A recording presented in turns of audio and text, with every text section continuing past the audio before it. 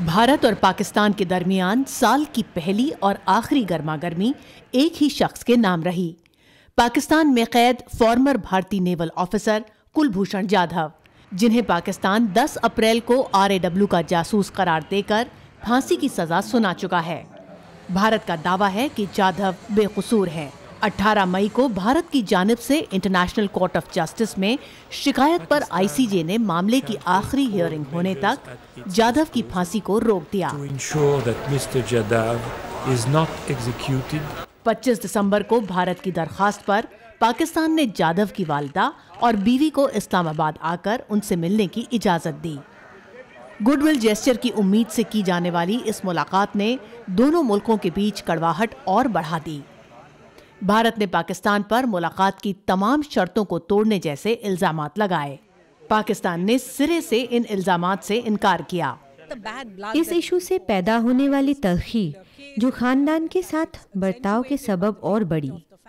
मेरे ख्याल से इससे अंदाजा होता है कि दोनों मुमालिक अपने अपने मौक़िफ़ पर डटे हुए हैं और इस इशू का कोई आसान हल निकलने वाला नहीं।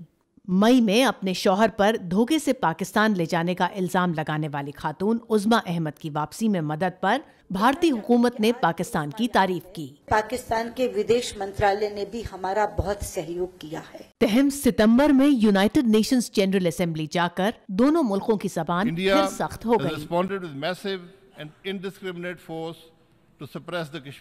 पाकिस्तान की पहचान एक दहशतगर्द मुल्क, एक आतंकवादी देश के रूप में बनी है। UNGA में पाकिस्तान की परमानेंट रिप्रेजेंटेटिव मलिहा लोदी ने एक फिलिस्तीनी लड़की की तस्वीर को कश्मीर में भारत की ज्यादतियों के सबूत के तौर पर पेश करके भारत को जवाबी हमले की खुली दावत दे डाली। The permanent representative of Pakistan misled this assembly by displaying this picture to spread falsehoods about India. ये तल्खी और बढ़ी जब नवंबर में पाकिस्तान ने जमात-उद-दावा के चीफ हाफिज सईद का हाउस अरेस्ट खत्म कर दिया। हाफिज सईद को मुंबई हमले का मास्टरमाइंड करार देने वाले भारत का इस पर तिल मिलाना लाजमी था। मुज़ाकरात का अमल तो वैसे ही ट्रैक पर नहीं। पाकिस्तान में ताकतवर हलके हैं जो मुज़ाकरात नहीं चाहते हैं।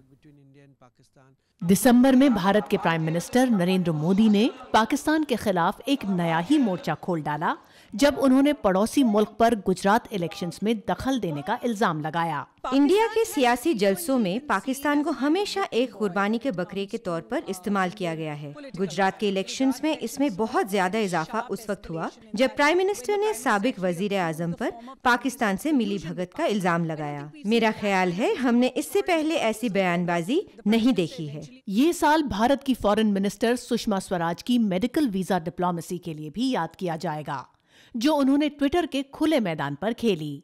दोनों मुल्कों के दरमियान तनाव की इंतहा के दौरान भी सुषमा एक के बाद एक पाकिस्तानी सिटीजन्स के मेडिकल वीजास की गुजारिश मंजूर करती रहीं और सरहद के दोनों तरफ से शाबाशी लूटती रहीं। ये जियोपॉलिटिक्स की एक बहुत बड़ी सच्चाई है कि आप चाह कर भी अपने पड़ोसी नहीं बदल सकते। बदले जा सकते हैं तो सिर्फ उनके साथ ताल्लुकात। 2018 में भारत और पाकिस्तान के दरमियान ताल्लुकात कितना बदलेंगे, ये बहुत हद तक दोनों देशों की अंदरूनी सियासत तय करेगी, खासतौर पर पाकिस्तान में होने वाले इलेक्शंस। ऋतुल जोशी, उर्दू VOA, दिल्ली।